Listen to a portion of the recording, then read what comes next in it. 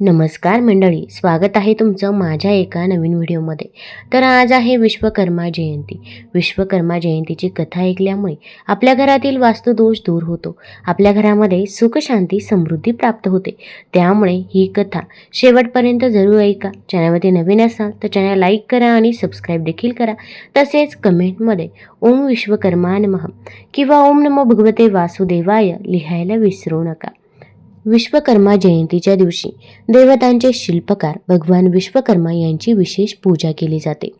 विश्वकर्माजींनी त्रेतायुगात सुवर्णलंका बांधली, पुष्पक विमान, तर द्वापार युगात द्वारका शहर बांधले. याशिवाय देवतांचे महाल, रथ आणि शस्त्रेही विश्वकर्मानेच तयार केल्याचे सांगण्यात येतं. घर बांधणारे, फर्निचर बनवणारे, तसेच यंत्रसामग्रीशी आणि कारखान्यांशी निगडीत लोकांसाठी हा सण खूप महत्त्वाचा आहे. या सर्व लोकांसाठी विश्वकर्मा जयंती हा खूप मोठा सण आहे. विश्वकर्माजींच्या विशेष कार्यांपैकी एक म्हणजे सुवर्णलंकेचे बांधकाम. लंकेबाबत अनेक समजुती प्रचलित आहे. असा विश्वास आहे की असुर, माल्यवान, सुमाली आणि माले यांनी विश्वकर्माला असुरांसाठी एक विशाल इमारत बांधण्याची विनंती केली होती. या तीन असुरांची प्रार्थना ऐकून विश्वकर्माजींनी समुद्रकिनारी असलेल्या त्रिकुट नावाच्या पर्वतावर सोन्याची लंका बनवली. दुसरी मान्यता अशी आहे की सुवर्णलंकेचा राजा कुबेर देव होता. रावण हा कुबेर देवाचा सावत्र भाऊ होता. जेव्हा रावण शक्तिशाली झाला तेव्हा त्याने त्याचा भाऊ कुबेराकडून सुवर्णलंका हिसकावून घेतली. विश्वकर्माजींनी कुबेरासाठी पुष्पक विमानही बनवले होते. हे विमानही रावणाने हिसकावले होते. द्वापार युगात श्रीकृष्णाने कंसाला वश केले. तेव्हा कंसाचा सासरा जरासंध श्रीकृष्णाला मारण्यासाठी मथुरेवर वारंवार हल्ला करू लागला. श्रीकृष्ण आणि बलराम प्रत्येक वेळी त्याचा पराभव करत असत. परंतु जरासंधचे आक्रमण वाढू लागले. तेव्हा श्रीकृष्णाने मथुरेचे रक्षण करण्यासाठी मथुरा सोडण्याचा निर्णय घेतला. त्यावेळी श्रीकृष्णाने विश्वकर्माला सुरक्षित ठिकाणी स्वतंत्र नगर वसवण्यास सांगितले होते. त्यानंतर विश्वकर्माजींनी द्वारका शहर वसवले. यानंतर श्रीकृष्ण, बलराम आणि यदुवंशी हे द्वारका नगरीमध्ये राहायला गेले. तर विश्वकर्मा जयंतीच्या दिवशी विश्वकर्मा चालीसा आवर्जून ऐकले जाते. विश्वकर्मा पूजा व्रत हा भगवान विश्वकर्माची पूजा करण्यासाठी साजरा केला जाणारा एक विशेष धार्मिक उत्सव आहे. भगवान विश्वकर्मा हे सृष्टीचे पहिले कारागीर आणि देवांचे शिल्पकार मानले जातात. मी तुम्हाला विश्वकर्मा जयंतीची कथा सांगणार आहे. फार पूर्वीची ही कथा आहे. इतिहासाची पानेही शांत होतात. तो काळ होता जेव्हा ही पृथ्वी नवजात बाळासारखी होती आणि मानवी जीवन त्याच्या बाल्यावस्थेत होते. युगानुयुगे जेव्हा मानवी जीवन त्याच्या बाल्यावस्थेत होते तेव्हा त्याचे अस्तित्व प्रचंड दुःख आणि सतत संघर्षाची गाथा होती. त्या अंधकारमय युगाची कल्पना करा, जेव्हा मानवांकडे स्वतःचे रक्षण करण्याचे कोणतेही साधन नव्हते, पोट भरण्याचा कोणताही निश्चित मार्ग नव्हता आणि डोके लपवण्यासाठी जागा नव्हती. ते असहाय्य होते, पूर्णपणे असहाय्य होते. वन्य प्राण्यांसमोर त्यांचे शरीर कोमल पानांसारखे होते. एका क्षणात चिरडले जाऊ शकत होते. निसर्गाच्या भयंकर प्रलयाने, दुष्काळ, पाऊस, कडाक्याची थंडी आणि कडक उन्हाने माणसांच्या हाडांनाही हादरवून टाकले. त्यांच्याकडे ना जमीन मशागत करण्याचे ज्ञान होते, ना पाय कापण्याची ताकद होती, ना दगड काम करण्याचे कौशल्य होते. ते जंगलात भटकत होते, कच्च्या फळांवर आणि मुळांवर जगत होते, सतत मृत्यूच्या सावलीत जगत होते. त्यांच्या हृदयात एक अढळ भीती होती, एक अज्ञात भीती जी त्यांना प्रत्येक क्षणी सतावत होती. भुकेची आग, तहान, आजाराचे दुःख आणि त्यांच्या प्रियजनांना असहाय्यपणे मरताना पाहण्याचे प्रचंड दुःख, या सर्वांनी त्यांचे जीवन एक अंतहीन वेदना बनले होते. त्यांच्या डोळ्यात अनेकदा अश्रू वाहत होते, पण ते कोणाला रडू शकत होते का? ते त्यांचे दुःख कोणाला सांगू शकत होते का? त्यांच्या हृदयात प्रचंड दुःख होते, एक ओझे ते कोणालाही सांगू शकत नव्हते. त्यांचे शब्द रडण्याशिवाय दुसरे काही नव्हते. त्यांचे डोळे निराशेचा गडद समुद्र होते. दररोज रात्री अंधाराने आपला काळोख पसरवला असताना एक अज्ञात भीती प्रत्येक मानवी हृदयाला वेढून घेत असे. ते उद्याचा सूर्योदय पाहू शकत होते का?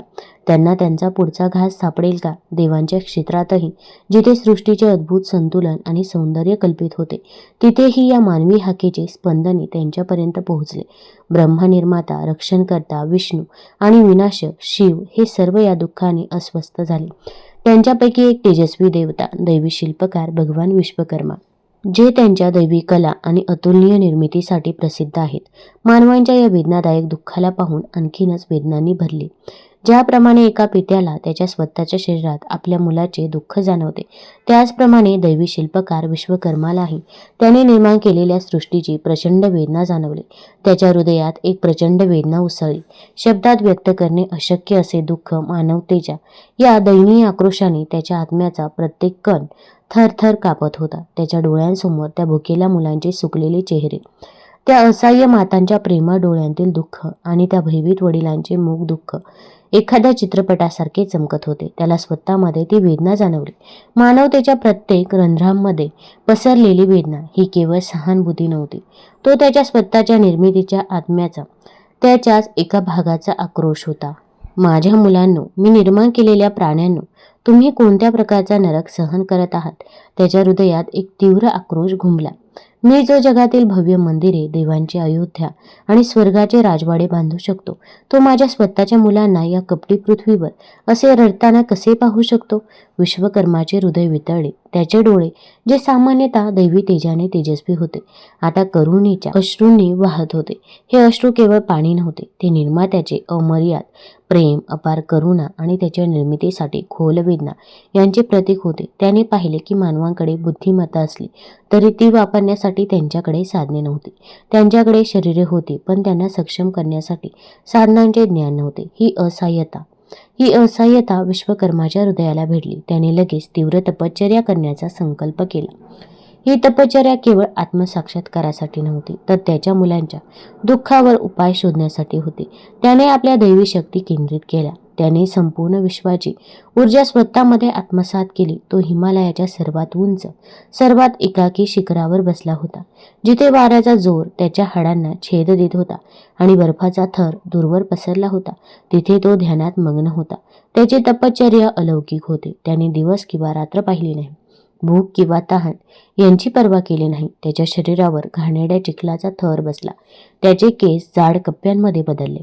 प्रत्येक श्वासाने तो मानवांचे अश्रू, त्यांच्या भुकेल्या पोटातील वेदना, त्यांच्या भयभीत हृदयाचे ठोके शोषून घेत होता. मानवजातीने सहन केलेल्या सर्व दुःखातून तो जगला. मानवांचे दुःख त्याच्या अस्तित्वाच्या प्रत्येक कणात पसरले होते. त्याला त्या दुःखाच्या मुळापर्यंत पोहोचायचे होते.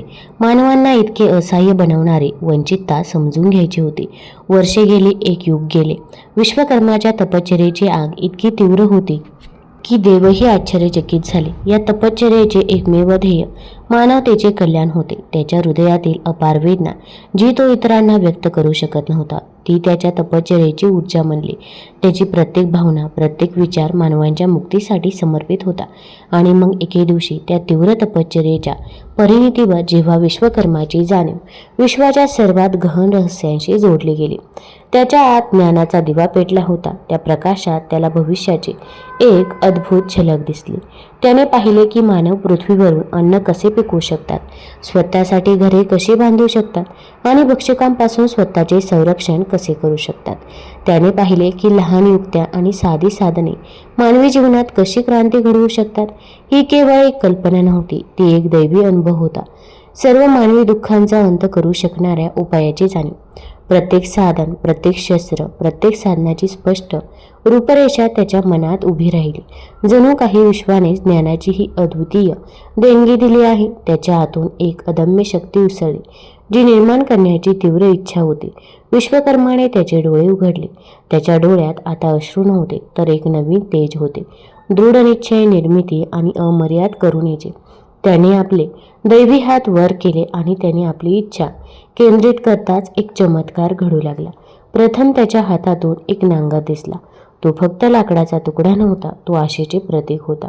हे असे साधन होते ज्याद्वारे मानव कठीण जमीन फाडू शकत होते, बियाणे पेरू शकत होते आणि स्वतःसाठी अन्न पिकवू शकत होते.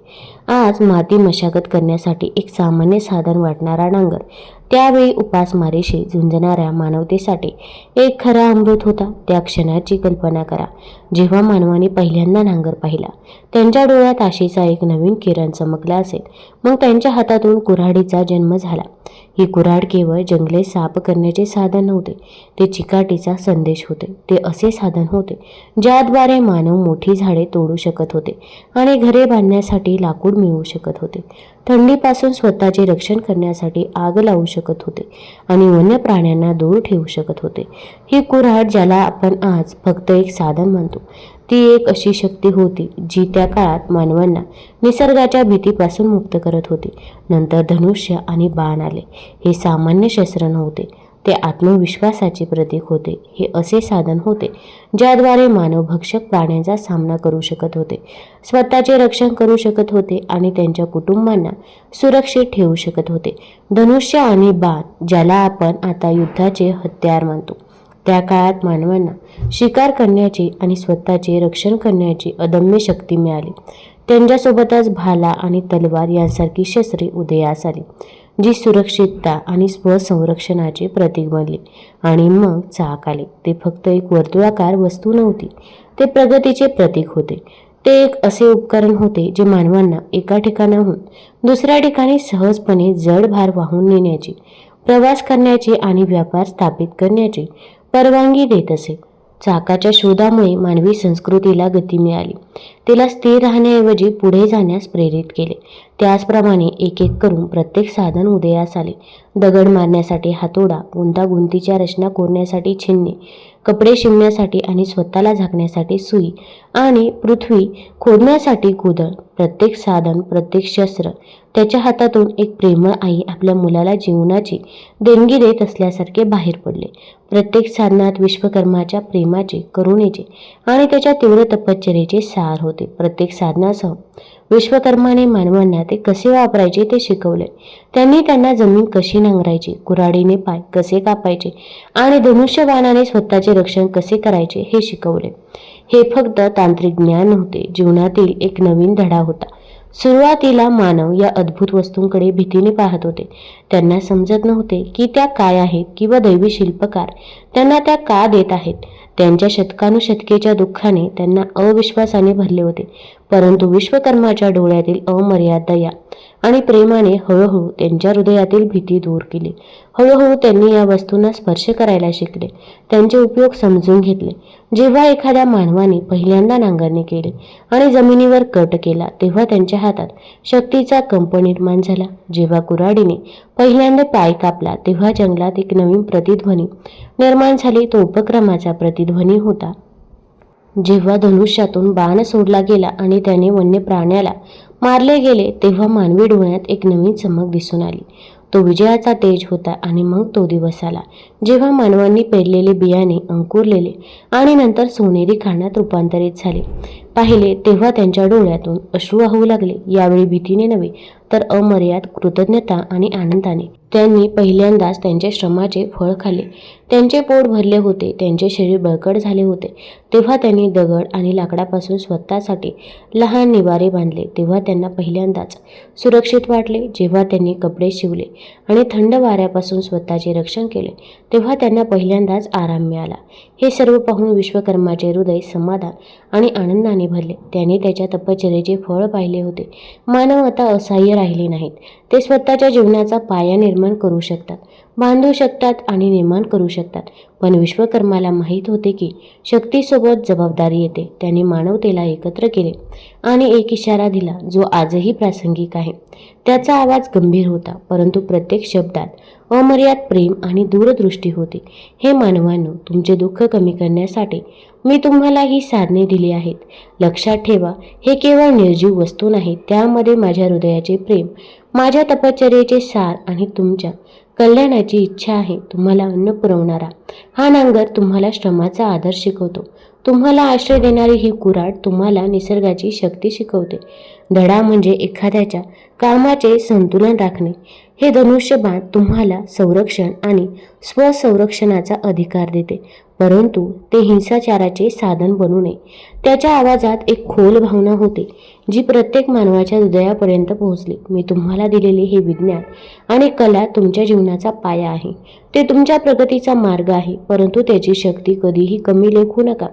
तो पुढे म्हणाला, जर तुम्ही त्यांचा वापर स्वार्थी हेतूंसाठी, इतरांना हानी पोहोचवण्यासाठी किंवा या पृथ्वीला प्रदूषित करण्यासाठी केला तर ते तुमच्या स्वतःच्या विनाशाकडे नेतील. हीच साधने तुम्हाला सुसंस्कृत बनवू शकतात आणि ती तुम्हाला बरोबर देखील बनवू शकतात. निवड तुमची आहे. माझा इशारा नेहमी लक्षात ठेवा, तो ठामपणे म्हणाला.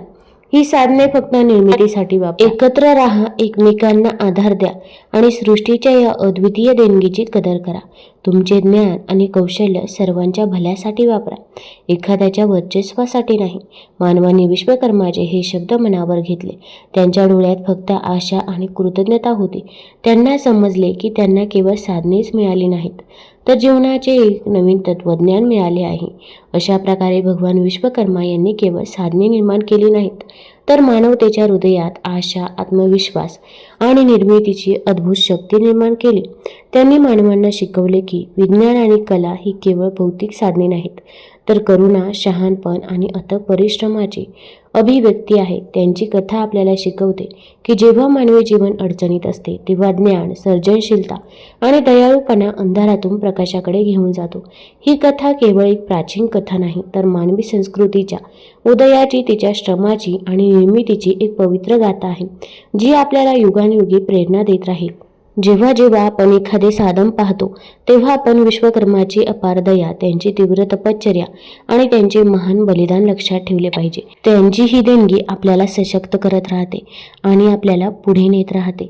तुम्हाला जर हा व्हिडिओ आवडला असेल तर चॅनल लाईक करा, सबस्क्राईब करा आणि आपल्या मित्रपरिवारासोबत जरूर शेअर करा. धन्यवाद.